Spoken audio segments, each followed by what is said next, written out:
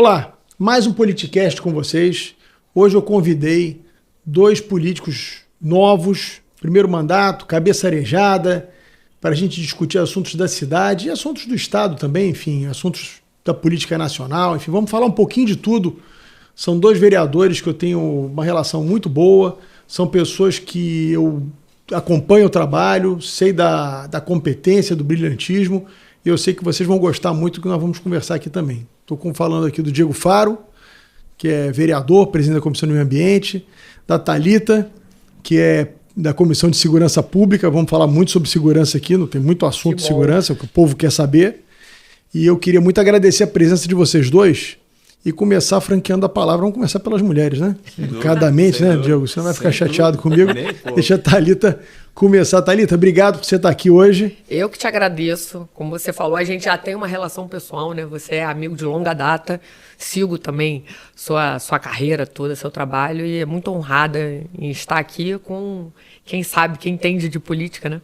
Obrigada. Olha, bom, já que você está na Comissão de Segurança, a gente já deu esse spoiler aqui, eu queria saber a sua opinião. A gente vinha com uma situação na segurança pública que a mega operação que teve na Penha, ela foi um verdadeiro tsunami, não só digamos assim, na situação da segurança do Estado, né, no conceito da segurança do Estado, como na política local e nacional. Né? Assim, a segurança pública virou o tema da eleição nacional, não só do Estado do Rio, que já era o tema. Sim. Qual a sua opinião sobre essa operação? Qual você acha que vão ser os desdobramentos? Eu queria saber um pouco de você. Eu sei que você acompanha muito, é um tema que você, na Câmara, obviamente milita. Qual você acha que vai ser o desdobramento dessa operação? Essa operação das barricadas agora que vai ter junto com os prefeitos? O que você acha que deve ser feito para que a gente não deixe essa esperança que surgiu na população se esvair? Olha, a primeira pergunta que você fez é o que eu achei da operação. Eu adorei a operação. Eu fui acompanhando ali durante o dia. Teve a questão, né, dos mortos, mas eu vi a questão que foi na mata, eu vi a questão que eles reagiram e eu fiquei super feliz. Então, eu sou assim, eu não vou mentir, eu não vou falar que eu lamentei. Vagabundo, para mim, eu não tenho pena nenhuma, e eu achei que a operação foi um sucesso. E eu tô na torcida para ter outra, e que se os marginais reagirem, que eles também sejam neutralizados. Eu tô na torcida mesmo para as próximas, de verdade, sinceramente. Ô Diego, e aquela coisa, né? O próprio governador Cláudio Castro disse no jornal o Globo outro dia, e eu acho que ele foi muito assertivo: quem se entregou não morreu, né? Quem abaixou o fuzil e se entregou, tanto é que tiveram 99 ou 100 presos, acho que agora atualizaram para 100 presos. 113. Quem não reagiu foi preso. Sim. Agora, o cara troca tiro com a polícia, não espera o quê? Que a polícia dê flores? Ou então que nem aquela especialista da Globo falou, desarme na pedrada, né? Jogue pedra nos caras que estão com fuzil. Acho que é isso, né? Não tinha muito o que fazer, né? Primeiro, obrigado, Bethlen, pela oportunidade de estar aqui. Para mim é uma satisfação enorme, uma alegria. Te conheço há pouco tempo, né? Não tanto quanto a Thalita te conhece, mas você, mesmo sem eu ser vereador, sem estar tão dentro da política, você sempre foi muito gentil, simpático comigo, sempre trocamos ideias sobre a política, você sempre com a sua experiência me mostrando o cenário, né? E isso é muito bacana, e estar aqui junto contigo, junto com a Thalita, a quem a gente vê uma mulher empoderada, uma mulher que está ali firme, forte ali na Câmara de Vereadores, para mim é muito legal. Bom, foi super importante, e realmente não tem como uma polícia entrar e não reagir à ação que é ali feita, né? E é o que aconteceu. As polícias, a Força de Segurança do Estado, elas foram para cumprir mandatos de prisão e de busca e apreensão. E entraram na comunidade porque esse era o papel deles. Eles tinham que estar lá.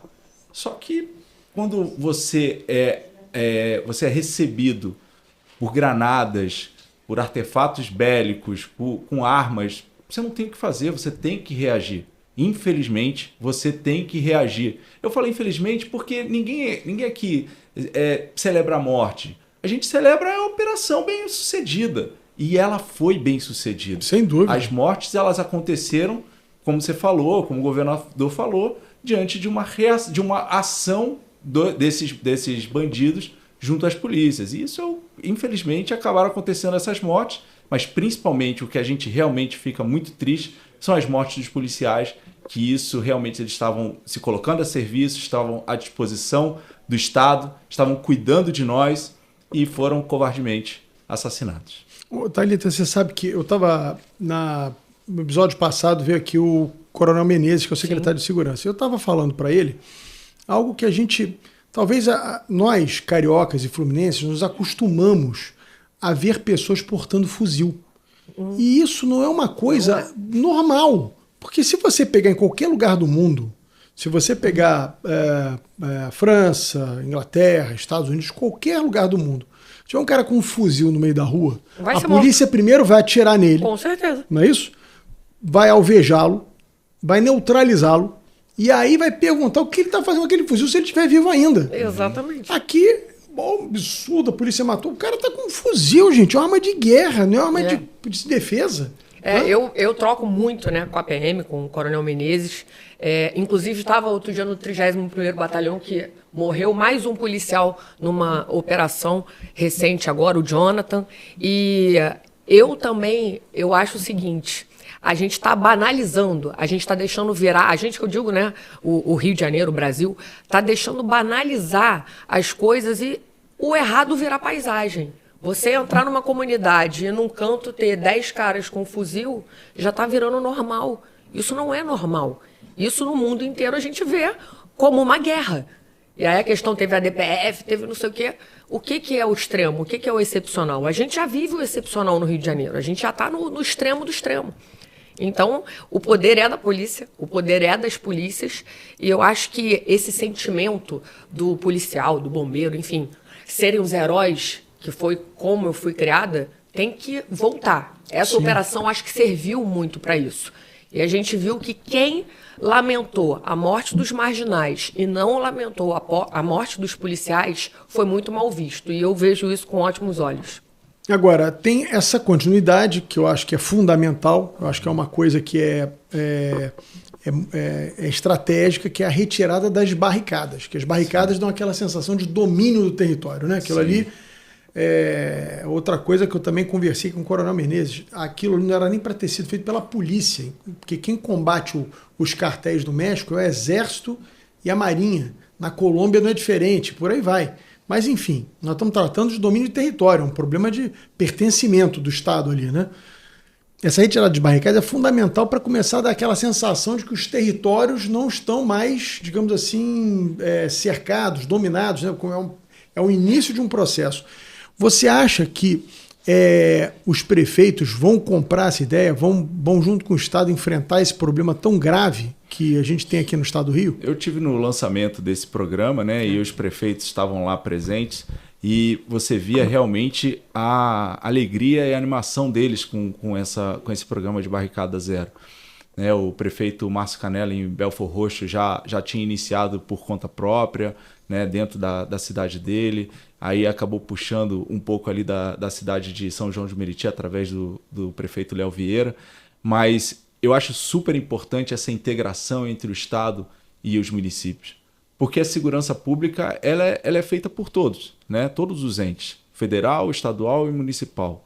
Cada um dentro das suas atribuições. Sim. E o estadual vai cumprir aquilo que ele é de direito, que é poder retirar essas barricadas, dar segurança para que o município entre nas comunidades, dê a oportunidade do direito de ir e vir daquele cidadão, poder voltar e, ao mesmo tempo, poder entrar uma ambulância, poder entrar um carro de aplicativo, poder entrar qualquer outro veículo que hoje não acontece mais. Verdade. Hoje você, na porta da casa de algum cidadão de bem, tem uma barricada. E isso realmente dá essa insegurança. E os prefeitos, a gente viu o quão animado eles estão com isso. Que eles compraram a ideia, que eles querem realmente que essa operação Barricada Zero seja executada da melhor forma. Até porque eles se tornam os protagonistas. O Estado, ele junto com a Prefeitura, vai fazer as incursões aonde a Prefeitura determinar. Sim. Aqui nesta comunidade nós iremos fazer primeiro. Então vai lá e faz essa incursão. Quando é retirada a barricada, a prefeitura, além disso, ela fica tomando conta para ver se não retorna essa barricada. Se retornar, melhor dizendo, vai ter uma nova operação para retirada dessas barricadas. Então, eu senti essa união dos prefeitos junto do governador muito importante.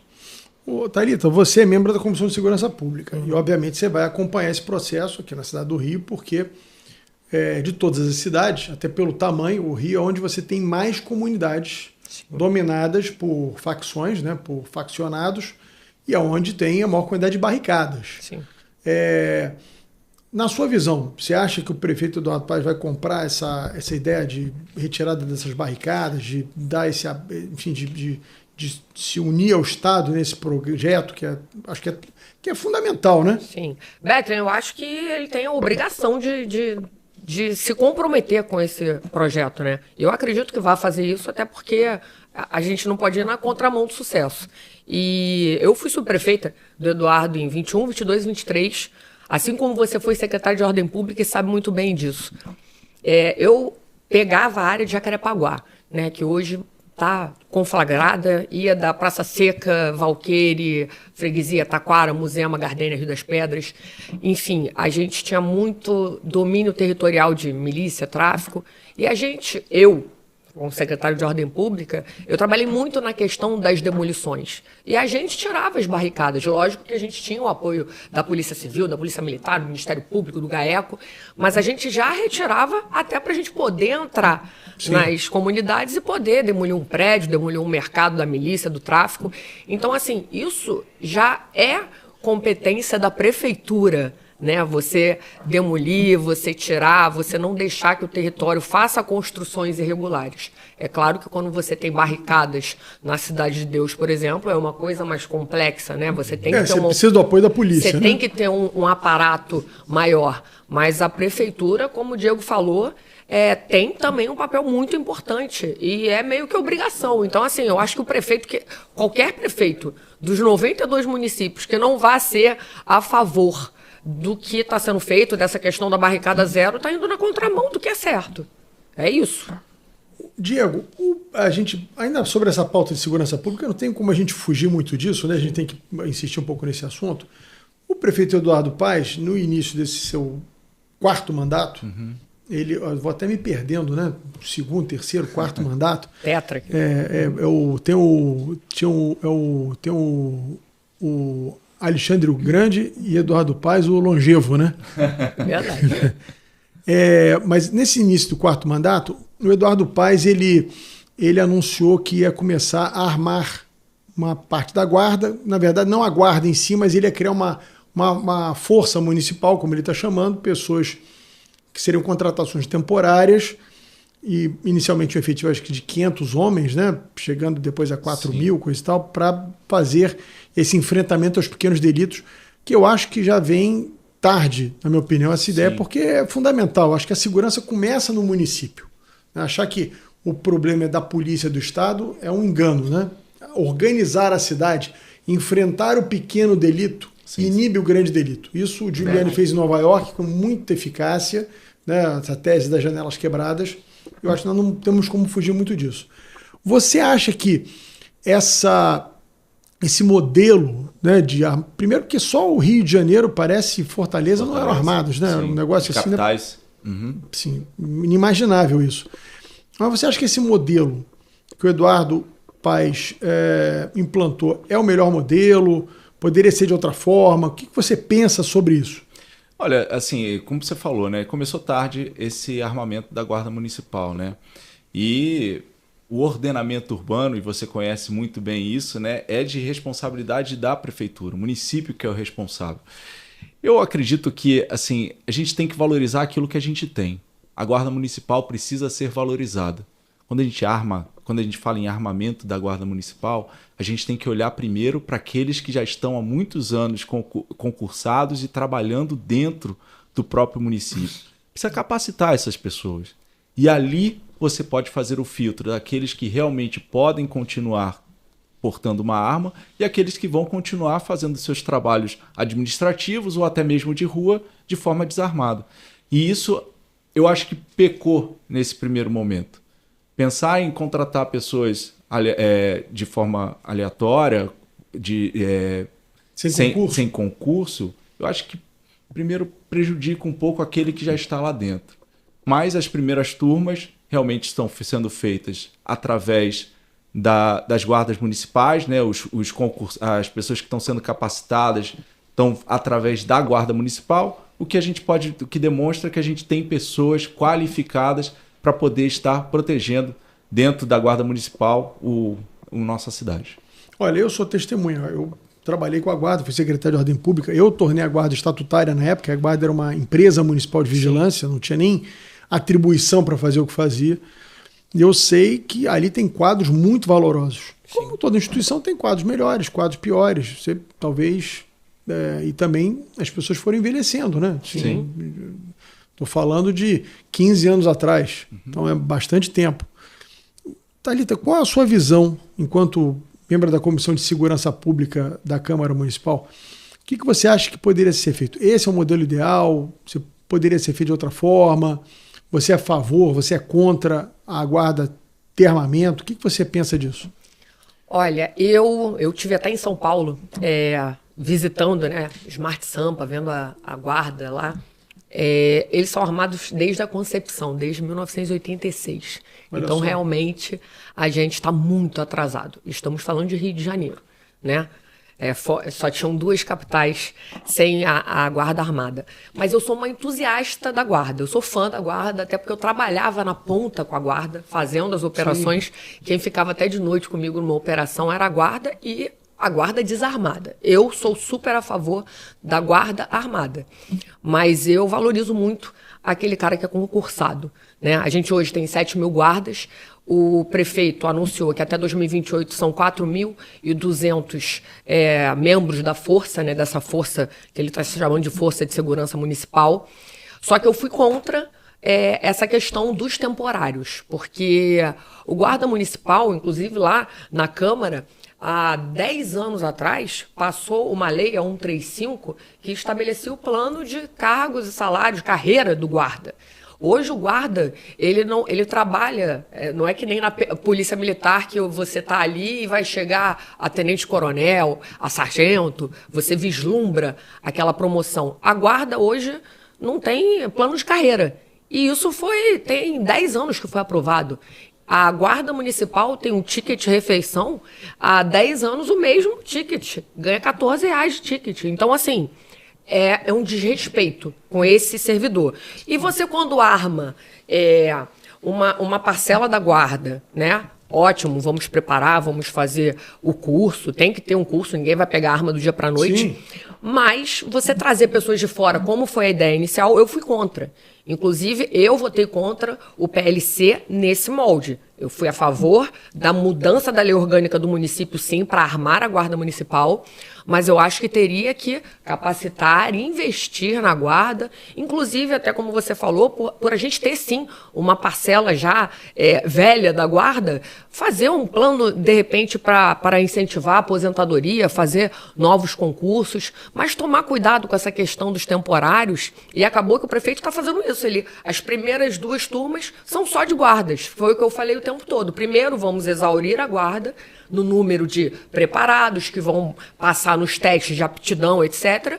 E os que querem também, porque tem muitos guardas que não querem. Sim, a arma. Imagino. Então, assim, você não vai atingir os 4.200 dentro da guarda. Primeiro, eu falei, vamos exaurir a guarda, era a minha ideia, que parece que é o que está sendo feito agora, porque já passou de 600 o número de inscritos e que passaram no curso, que vão fazer o curso de preparação. Então, assim, os primeiros 600 que vão com arma ano que vem para a rua, preparados, são guardas municipais. Então, acabou que está acontecendo o que eu falei. Essa seleção natural, né? Pois é, eu acho que é o justo. Tomara que continue assim, dando esse privilégio, esse protagonismo para a guarda, tomara, e depois pensar. O ideal seria concurso, que não tem há muito tempo também. Mas vamos ver como é que vai ficar essa questão aí dos temporários, que agora saiu uma decisão, né, ainda é liminar, mas contra os temporários, que provavelmente o prefeito vai contra, vai recorrer, mas aí eu não sei como é que vai ficar. Mas assim, é complicado você pegar um guarda que está ali há muito tempo, que não é promovido, que ganha 3 mil e poucos reais, que está ali ralando pra caramba, numas condições complicadas, e contratar um outro ganhando 10, 13 mil reais, sabe? É difícil para o cara que é concursado, que está ali ralando há muito tempo. É complicado. Agora, Diego, a gente tem aí a guarda municipal que tem aproximadamente 7 mil homens. Essa força, me parece que o cronograma, como disse a Thalita, chegar a 4.200 em 2028. Sim. Você acha esse número satisfatório? Você acha que na cidade do Rio de Janeiro, esse efetivo, ele pode atender às demandas da população nessa questão do enfrentamento ao pequeno delito? Ou você acha que ainda é tímido esse número? Rodrigo, acho que a gente pode avaliar isso realmente ao longo do tempo. Também tem que ter uma integração junto com as forças estaduais. Não adianta a gente querer fazer duas polícias paralelas, a polícia do município e a polícia do estado. Eu acho que elas têm que trabalhar em conjunto. Lá na frente a gente vai poder entender realmente se a demanda de 4.200 vai ser suficiente. Eu acho que tem que ter planejamento. Uma dessas coisas que a gente bate muito na tecla. De como que está sendo esse planejamento para esses 4.200? Qual vai ser as atribuições? Quais vão ser as responsabilidades de município e de estado? Isso ainda não está tão claro assim, né? Eu acho que a gente ainda tem um caminho ainda para percorrer. Diego, eu queria emendar uma pergunta com você. Você é presidente da Comissão do Meio Ambiente Sim. da Câmara. E em que pese seja o Estado que esteja fazendo isso através da concessionária da Iguá, eu imagino que você deva estar acompanhando, que eu considero uma intervenção importantíssima e está sendo pouco falada, eu nem entendo por que não há uma badalação maior nisso, que é a dragagem aqui da Lagoa da Tijuca, que é uma demanda antiga aqui dos moradores da Barra. Sim. E uma coisa que é importante para todo esse ecossistema aqui dessa região da Baixada de Jacarepaguá. Você tem acompanhado essa intervenção? Como é que está isso? Falta muito? Está andando no cronograma? Ainda tem algumas coisas que precisam ser acertadas, mas a gente está em contato direto com o secretário de Ambiente e Sustentabilidade do Estado, né, o Bernardo Rossi. A gente tem tido algumas reuniões para conversar sobre isso e junto da Iguá, né?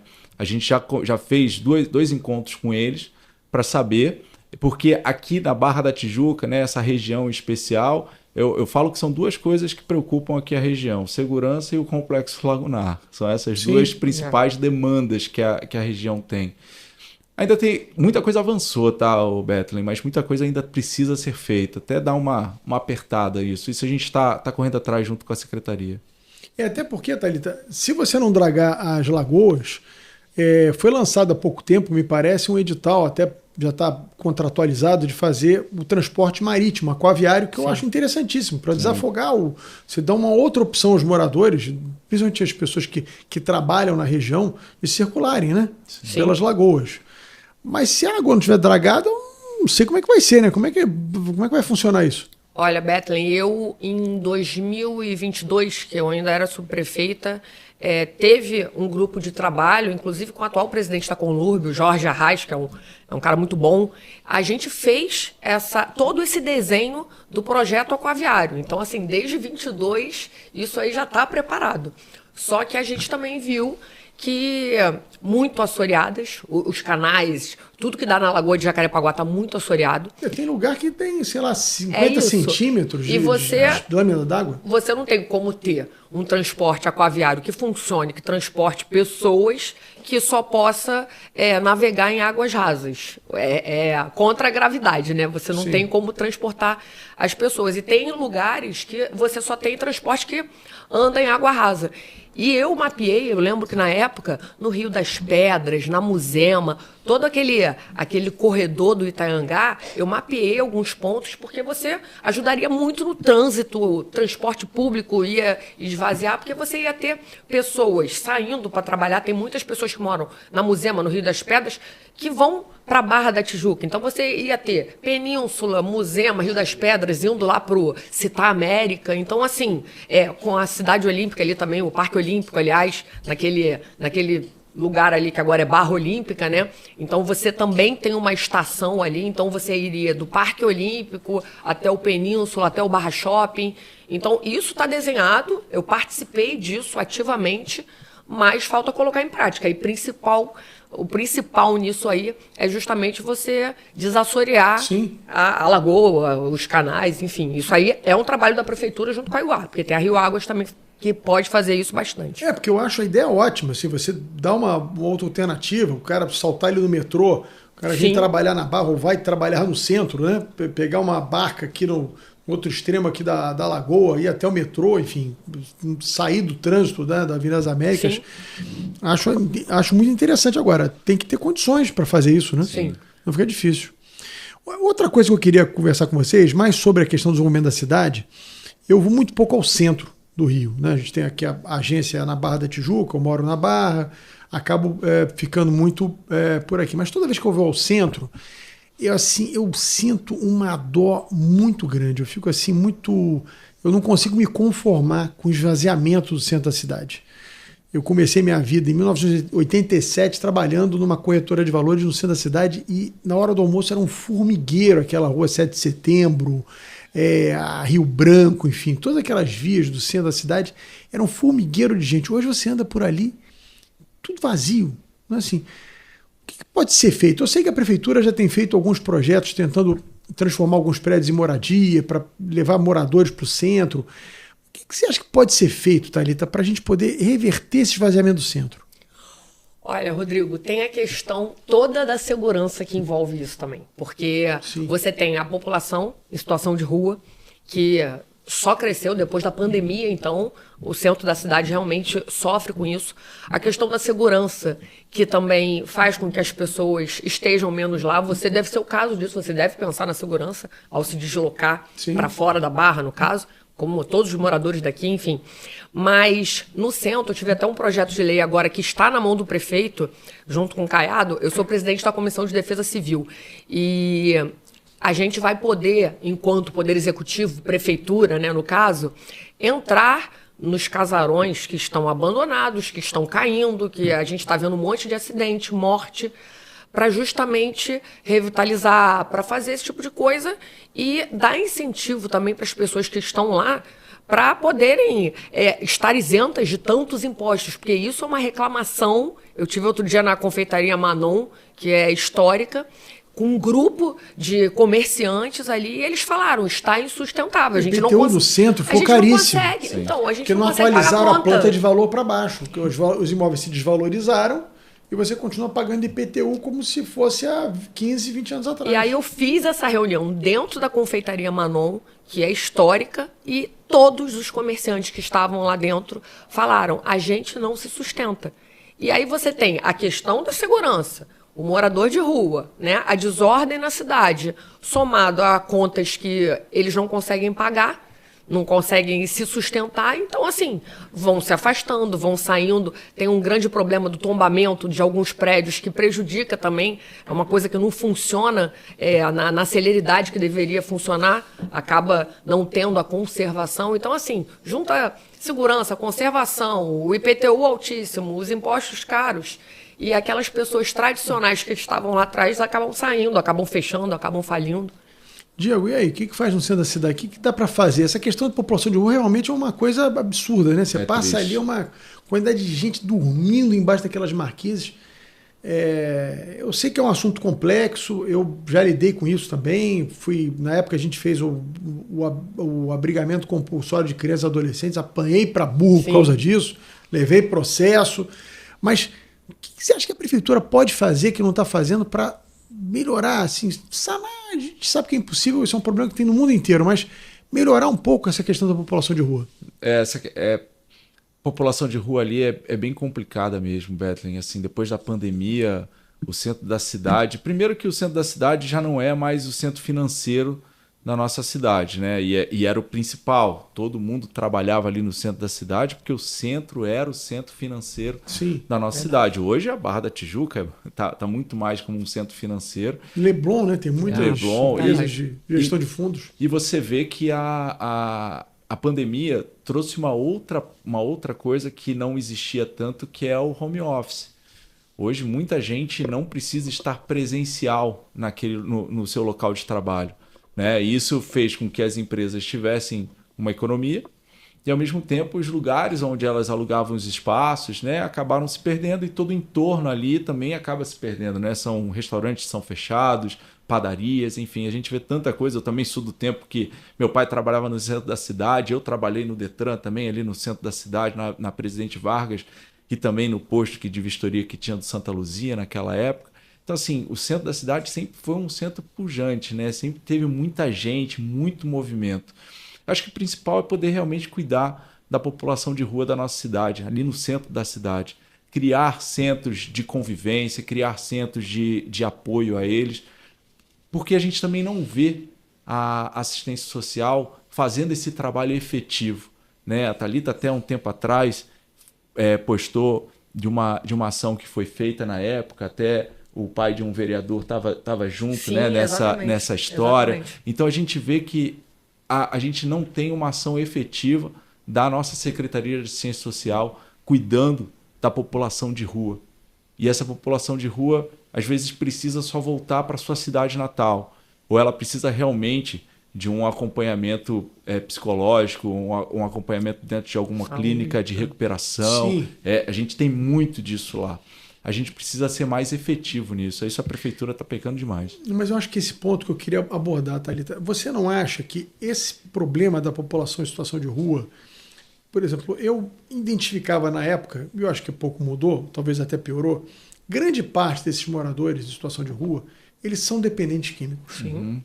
Então, se você não tiver um efetivo tratamento desse problema, dificilmente você vai conseguir mudar a vida deles. Sim. E há um certo preconceito em relação a isso, principalmente no que tange a internação compulsória. Você imagina que um cara que é dependente de crack vai levantar um dia dormindo embaixo de uma marquise e fala assim, opa, peraí, eu acho que hoje eu quero começar a me tratar. Aí eu vou para um CAPS da prefeitura voluntariamente para me consultar lá com um psicólogo, com um psiquiatra, tomar um remedinho, começar um tratamento para me liberar da droga. Não existe. É uma coisa, eu acho que até meio romântica, né? Achar que isso vai acontecer, né? Olha, aí que entra na parte política, eu acho que as pessoas têm que ficar ligadas, ano que vem a gente tem eleição aí, em quem pode mexer nisso. Eu sou super a favor da internação compulsória. Super a favor. Eu lembro que você fez, mas é aquela coisa, Ministério Público dando pancada, não sei o quê. A prefeitura não pode internar compulsoriamente. Aí hoje a prefeitura tem... A lei até permite, tem lei para isso, mas você tem que ter ali um laudo psiquiátrico, você tem que ter uma coisa de grande escala. Então, assim, eu, subprefeita, eu fiz várias operações junto com a assistência social, junto até com a polícia. Mas, assim, de 60 pessoas, 2 aceitam ir para o abrigo. E imagina se tratar de um vício em crack, que é o que mais vicia. Então, assim, hoje a prefeitura tem um programa que eu, sem conhecimento técnico de saúde nenhum, eu acho que não adianta. A Secretaria de Saúde, eu esqueci o nome do programa, mas é justamente para esses viciados, enfim. Mas é um tratamento a curto prazo. Ninguém a curto prazo vai se livrar do crack, ninguém em 45 dias vai se livrar do crack. Então, assim, tem que ser uma coisa pensada em política, né, em termos de leis mais rígidas, para você poder mesmo compulsoriamente internar e colocar aquelas pessoas em abrigos, em tratamentos em larga escala, ou você não vai mudar isso, porque você vai enxugar gelo. Você vai fazer uma operação ali na Cidade de Deus, como eu fazia, vai ter 80 pessoas de manhã, a gente não vai ter ninguém ao meio-dia, 3 horas da tarde já tem 80 de novo. Então, assim, é um enxugar gelo que só... Eu acredito que tenha que mudar a legislação e tenha também que ter um trabalho de assistência social e principalmente de saúde que seja a mais longo prazo, mas isso também bate com a questão de você não poder obrigar a pessoa a se tratar ou ficar internada. E viciado não consegue ficar internado nem ficar dentro de abrigo. Até porque, Diego, isso acaba afetando a segurança pública também. Sim. Porque sem ficar floreando, eu não tenho... Aqui eu estou completamente libertado do politicamente correto. Inevitavelmente, essa turma, para sustentar o vício, acaba cometendo... Vários deles cometem pequenos delitos. Então, tem senhoras que são roubadas, né? Pessoas que têm sua bolsa furtada, seu telefone, por aí vai para poder sustentar esse vício. Então, acaba explodindo também na segurança pública isso. Sim. Hã? Sim, a gente hoje precisa de políticos com coragem. Pessoas que realmente tenham a força na caneta para poder assinar. Você mesmo está dizendo, né? E você é um exemplo disso, de pessoas que tiveram coragem de poder lutar contra isso, de poder tratar essas pessoas. Porque quando você está pensando, você não está pensando só no bem da população, mas também no bem dessas pessoas. O que elas podem também produzir lá na frente. Temos exemplos de pessoas que saíram das drogas e se tornaram grandes profissionais, né? São todos? Provavelmente não. Mas a gente tem que tratar. E tem que ter pessoas com coragem. Você é um cara desse, que tem coragem, enfrenta o Ministério Público, enfrenta qualquer outro tipo de problema, mas porque você vê que aquilo ali precisa ser resolvido. E até porque você também se baseia dentro de uma legislação que lhe dá esse suporte. E isso é importante. Quando a Thalita fala que precisa ter uma legislação forte em relação a isso, eu concordo. A gente precisa ter. Se a gente já tem, então precisa ter pessoas com caneta, pessoas com coragem, com a caneta na mão, para poder fazer. Thalita, e a hipocrisia, né? Porque eu fico imaginando o seguinte: se você tem uma pessoa que está na sua família, que chega a um nível de dependência química altíssimo, você vai pegar essa pessoa e vai internar na melhor clínica que você puder pagar. E você consegue internar essa pessoa pagando. O pobre não. O pobre muitas vezes acaba indo morar na rua porque a família não tem como cuidar, essa pessoa começa a criar um monte de problema dentro de casa, enfim, perde completamente as referências familiares e vai morar na rua porque virou um dependente químico. Muitos casos existem desse tipo. Sim. E aí você não tem onde internar, porque não pode internar compulsoriamente, porque não podemos mais internar, mas o rico interna pagando. Sim. Ou seja, é uma tremenda da hipocrisia isso, né? Você falou exatamente a palavra que eu acho que é em relação a isso mesmo, hipocrisia. Eu tenho um amigo rico que tem um problema seríssimo com o filho dele, viciado em cocaína, que ele já internou várias vezes, e o menino tem tudo na vida, e ele volta pro vício, e ele é internado de novo, e ele volta pro vício. Você imagina o pobre viciado em crack. Ele não vai ser, como eu falei, curado, não vai sair da dependência do crack em 45 dias num projeto da prefeitura que não seja compulsório. Então, assim, a única solução para resolver isso é que seja mesmo internação compulsória. E é aquilo, a prefeitura, os deputados, inclusive o nosso secretário de saúde do município é deputado federal. Quem tem que brigar por isso em esferas superiores, em Brasília, são essas pessoas também. Então, não adianta, o próprio secretário de saúde é médico, mas ele mesmo sabe que em 45 dias, sem poder ser compulsório, não vai curar ninguém. Acho que a gente vai trabalhar, como você falou ali, de uma maneira muito romântica. Porque a gente está falando de droga, está falando de crack, que é uma das drogas, se não aqui, vicia mais rápido. Como é que você vai tirar? Muito difícil o cara largar. Muito, muito. Sem internação compulsória e sem um programa que realmente seja a longo prazo, como um drogado precisa mesmo, porque não é uma coisa fácil, não vai adiantar nada. Vai ser enganação, vai ser falar para a população que está cuidando do coitadinho que está na rua viciado e que vai tirar o vício dele em 40 dias. Não vai tirar. Diego, qual você acha que é o grande desafio ambiental nessa época de COP30? Eu fico vendo essa gente falando da floresta amazônica, aquele monte de gringo lá em Belém, aquela coisa linda, e tem festa, tem show. Mas o fato é que a gente está num país que mais da metade da população não tem sequer esgoto tratado, né? Uhum. O pessoal preocupado com mico-leão dourado, com não sei o quê, com não sei o que lá. Enfim, eu tenho muita dificuldade de entender essas prioridades ambientais no Brasil. Qual você acha que é o grande desafio ambiental que o Rio tem hoje? Além do saneamento básico? Não, você que vai dizer. Saneamento básico é o principal, sem dúvida. E a gente entende que através da concessão da água e do tratamento de esgoto, a gente vai sanar esse principal problema que a nossa cidade tem, né? No caso, nosso estado do Rio de Janeiro. Mas hoje a gente vive também na cidade do Rio de Janeiro um aquecimento muito grande, né? No país inteiro, mas a gente falando da cidade do Rio de Janeiro, a gente vive com temperaturas muito elevadas. Está chegando o verão e a gente vai ver que as nossas temperaturas vão ficar cada vez maiores. Porque hoje a gente vive dentro da nossa cidade em especial em ilhas de calor, espaços que são totalmente acimentados, que não existe nenhum tipo de arborização, e isso traz esse desconforto e esse aquecimento na nossa cidade. Eu acho que isso também é um dos principais problemas que a gente tem, tá, Rodrigo? A gente não tinha aquela região da Zona Norte, né, da Leopoldina, uma área onde você tem, né, pouca arborização, né? Pouquíssima. A Zona Norte, em especial, são grandes ilhas de calor, né? E isso a gente, olhando o plano diretor de arborização, a gente vê que ele não é colocado em prática. A gente não tem uma arborização. Eu fui na Fundação Parques e Jardins, eles não têm catalogado as árvores da nossa cidade, quantas árvores nós temos, quantas estão boas, o que está precisando, até porque a nossa fundação hoje é bem precária, praticamente sem nenhum técnico, muitas coisas são condicionadas à prefeitura, à Conlurb, como poda de árvore e tudo mais, mas a gente realmente não tem um plano, uma arborização decente na nossa cidade. E isso, o aquecimento, ele traz também problemas de saúde. E aí a gente vai entrando naquele círculo vicioso, onde a gente tem um aquecimento muito grande, a gente traz problemas de saúde, já não tem uma parte de saneamento bem feita, então a gente fica num ciclo bem vicioso na nossa cidade.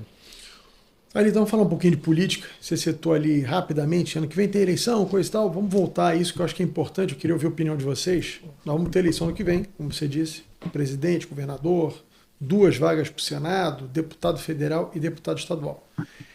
Como é que você está vendo esse processo eleitoral ano que vem? Assim, como é que você acha que vai se dar no Estado? O Eduardo Paes é candidato mesmo? Quer dizer, agora ele está já se comportando como candidato. Antigamente ele negava peremptoriamente. Todo mundo que era aliado dele que vinha aqui dizia que ele ia ser candidato. Ele dizia que não ia ser de jeito nenhum. Agora ele já se comporta um pouco como candidato. Como é que você vê esse processo eleitoral ano que vem? Você acha que quem será o adversário de Eduardo Paes? Acho que o jogo mudou um pouco agora, né? Com essa mega operação. Isso criou um rebuliço, inclusive, na política.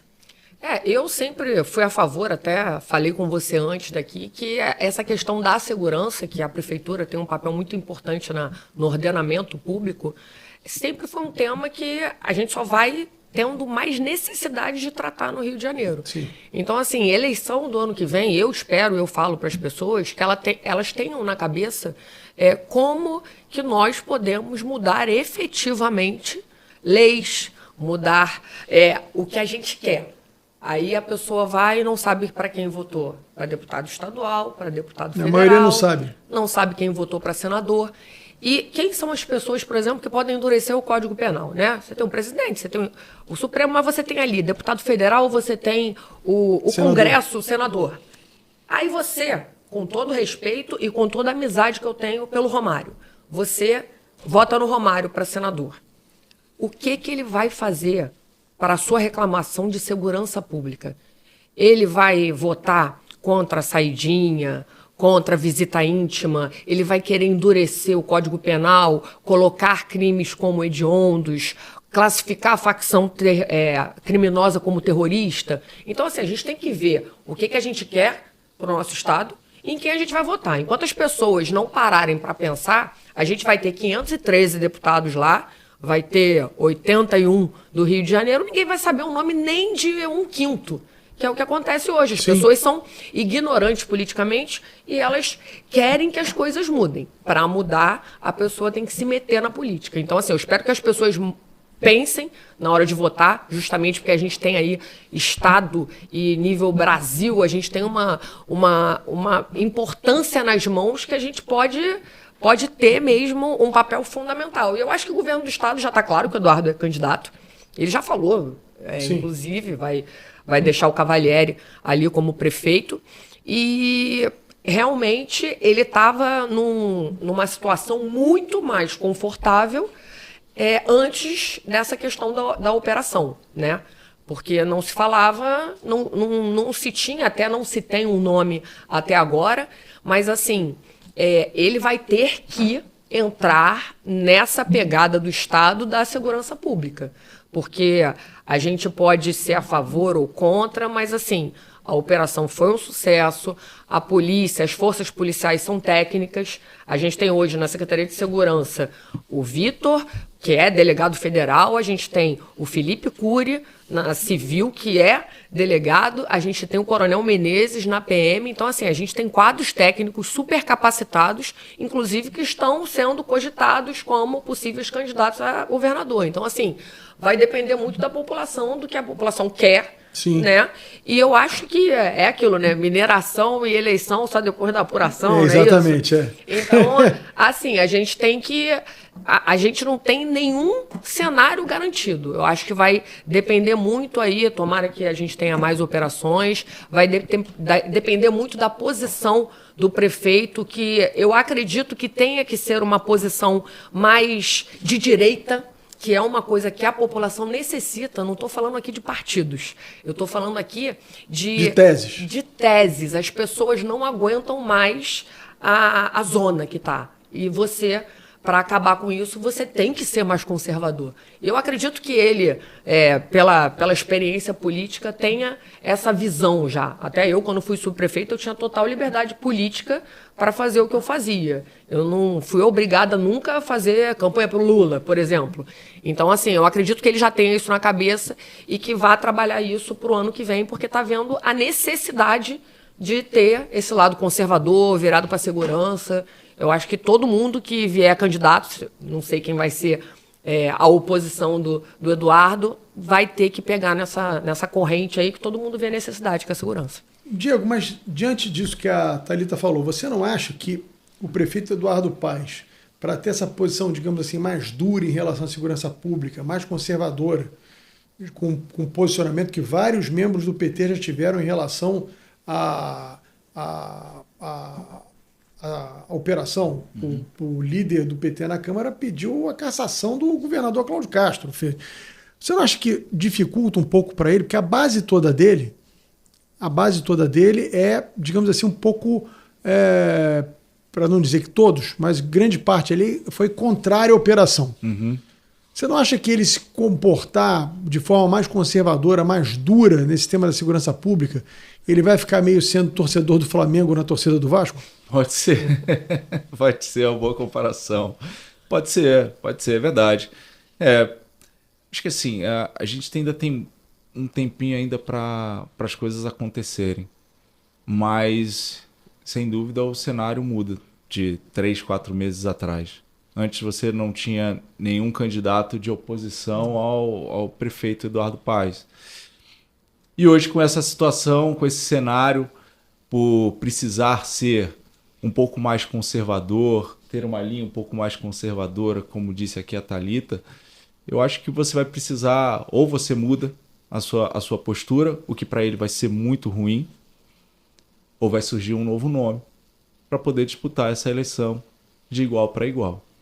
Aí eu te pergunto, você é um cara muito próximo ao governador Cláudio Castro, vocês são amigos de muitos anos. Sim. Você foi o governador não escondeu que votou em você. Sim. Eu fazia pesquisa para vereador aqui na Arrow e volta e meia ele me ligava para saber como é que você estava posicionado, coisa e tal, enfim. Então estou fazendo aqui uma boa intriga no ar.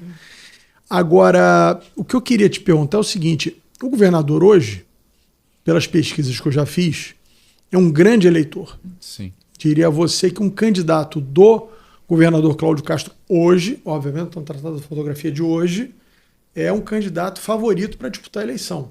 Uhum. Você acha que o governador ele não pode ser candidato à reeleição? Sim. Dizem que será candidato ao Senado, terá que ser agora em abril. Você acha que o governador vai fazer suspense até o final ou ele já tem um nome aí na cartola para ser candidato? Não, acho que ele vai fazer suspense. O governador Cláudio Castro é um cara que é resiliente demais. Ele não toma nenhuma decisão de última hora. Ele sempre pensa no cenário, até porque, se formos voltando, né? Há 2 meses atrás, quem era o governador Cláudio Castro no cenário nacional? Ninguém conhecia. Né? Então, agora, depois dessa operação, ele se tornou, ele tem uma notoriedade muito maior. E ele sempre foi esse cara resiliente, que, obviamente, na cabeça dele, já está pensando em vários cenários, já está pensando naquilo que ele, no plano A, B e C, mas ele vai esperar até o final. Hoje não tem nenhum nome não, mas ele, na cabeça dele, você tem a certeza que já está bem matutando, você conhece bem essa pessoa, né? Você sabe que ele fica ali pensando, ele estica a corda até o final. Acho que essa é uma das grandes qualidades que ele tem, a resiliência. De poder esperar, olhar o cenário, ver o que pode acontecer, porque qualquer decisão que a gente tome, a gente está atingindo a população de uma forma geral. Essa operação não é uma operação política. Essa operação é uma operação que teve um ano de investigação, sem 60 dúvida, dias de sem planejamento. Dúvida. Mas eu acho que ela teve um desdobramento, Diego, que eu acho que nem o próprio governador esperava esse desdobramento. Sem dúvida, concordo com Óbvio você. que foi uma operação técnica preparada durante um ano, tinham 100 mandados de prisão, ninguém acordou um dia e falou, vamos fazer uma operação para sair no jornal ali, coisa e tal. Foi uma operação, a gente sabe, todos os cariocas e fluminenses sabem disso hoje, eu acho que a grande maioria. Mas o fato é que ela teve um desdobramento político, porque eu acho que, de alguma forma, o governador, e até a postura dele depois, ele falou por milhões de vozes que estavam desesperançosas e caladas. Uhum. Então aquilo ali saiu de uma mera operação policial para uma mudança de postura e para, digamos assim, para um sentimento de esperança da população que alguém efetivamente está vocalizando o que a população pensa.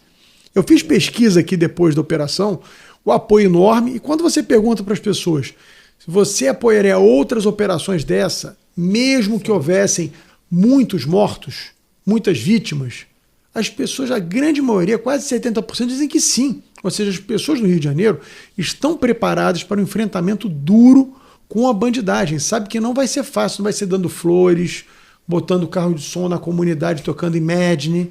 Não vai ser assim que vai resolver. As pessoas sabem que a coisa vai ser dura, principalmente o morador de comunidade.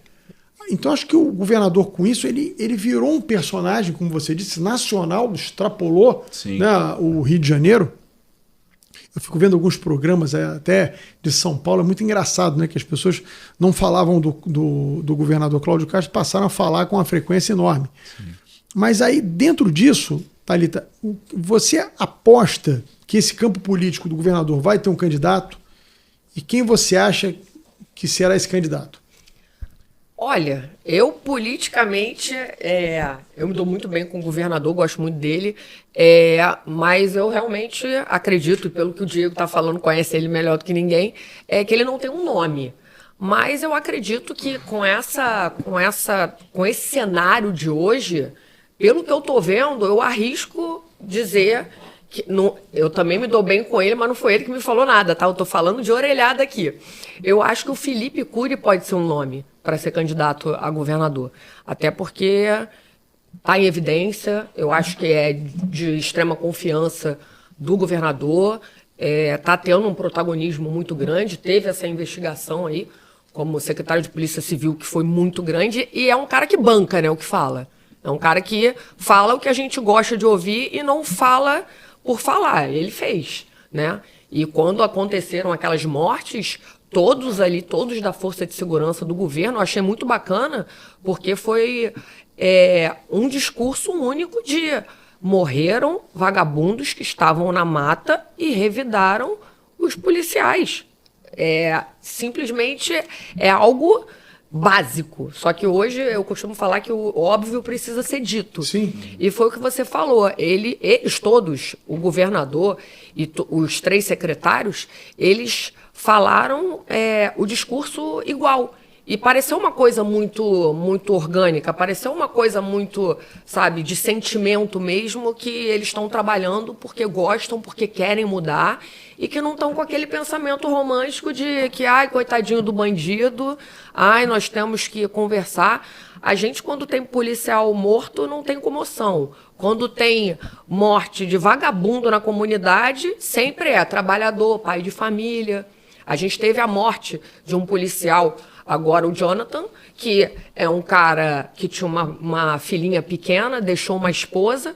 Não teve uma pessoa que foi no Complexo do Alemão para falar de direitos humanos, para falar de raça, até porque o Jonathan que morreu era preto, Ninguém falou que a morte dos pretos, os direitos humanos, ninguém falou do policial. E aí você teve gente do Tribunal, do Distrito Federal, você teve Comissão de Direitos Humanos, você teve negócio de... A ministra de Direitos Humanos? Foram para dentro do Complexo do Alemão. E aí você vê uma hipocrisia, porque quando morre um preto favelado na operação policial, tem visita ali. Eu não vi uma postagem na rede social de nenhuma das pessoas que se solidarizou com os vagabundos que morreram, falando sobre o policial negro que morreu. Diego, então, assim, é hipocrisia. Diego, você acha que você, como presidente da Comissão de Direitos Humanos, de Meio Ambiente, Direitos Humanos ficou na cabeça, de Meio Ambiente aqui da Câmara, você acha que esses caras que morreram ali no meio da mata não podiam estar num projeto de reflorestamento?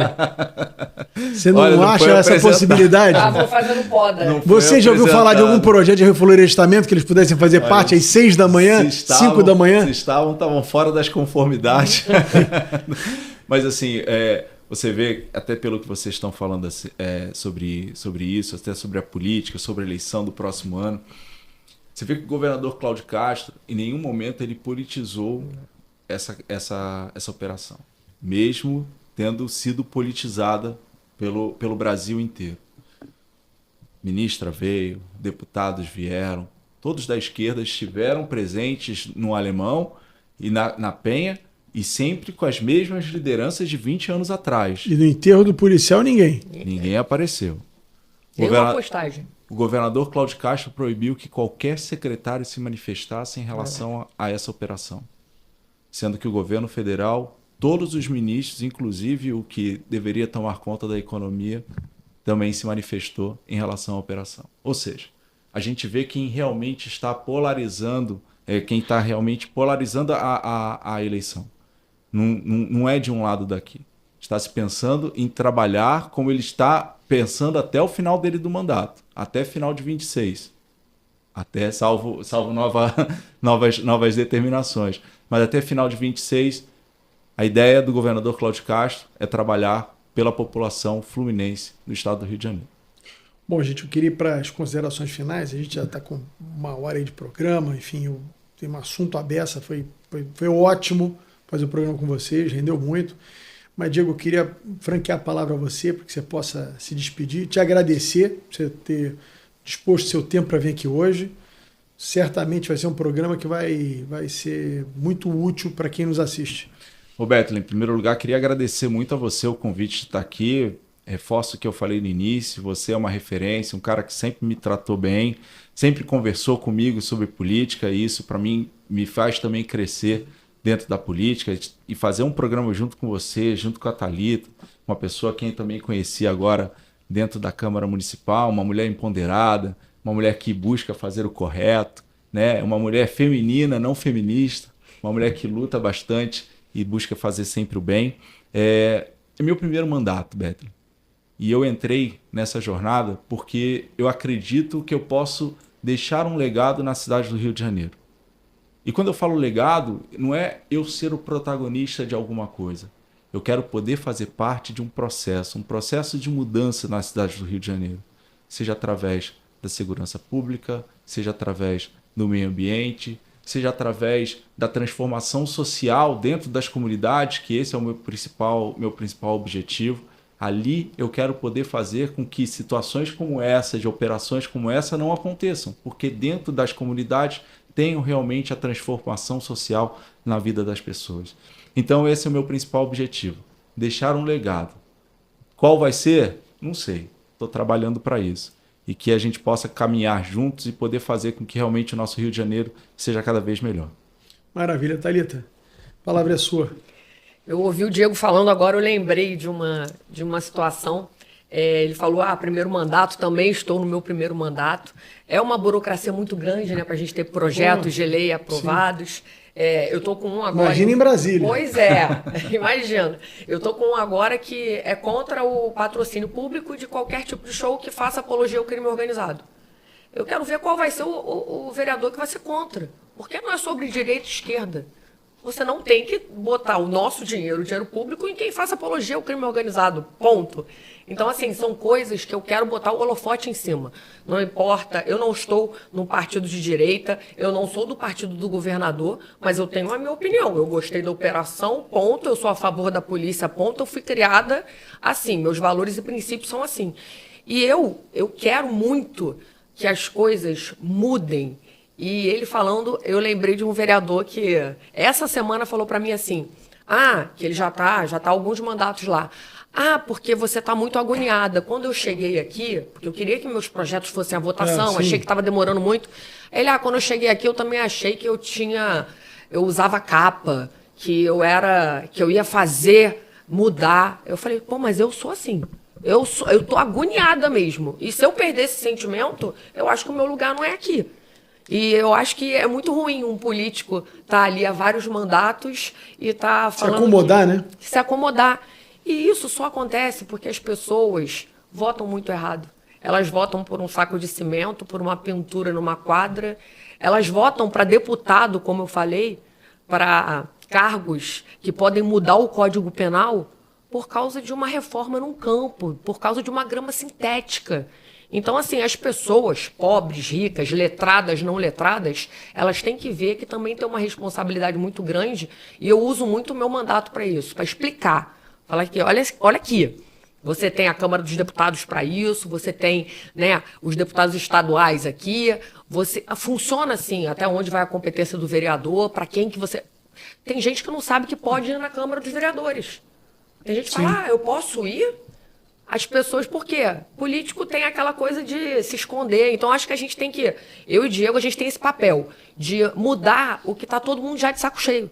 Mudar aquela velha política. E não é velha política da idade, porque você tem políticos que são mais velhos, que são idosos até, mas que têm gás, que estão ali querendo mudar. Sim. E você tem aqueles que estão ali, que são jovens na idade, mas que já estão ali há alguns mandatos e que não fazem absolutamente nada, nem propõem projeto de lei. Ontem eu falei com um vereador que estava agoniado também, porque ele queria o projeto de lei dele sendo votado, só que a sessão ia cair, porque as pessoas estavam indo embora. Cara, eu fico agoniada. Então, assim, esse vereador que falou pra mim assim, eu achava também que eu tinha capa de super-herói. Eu quero não perder essa agonia e não perder isso na política, porque senão eu vou fazer outra coisa. Graças a Deus eu tenho condição.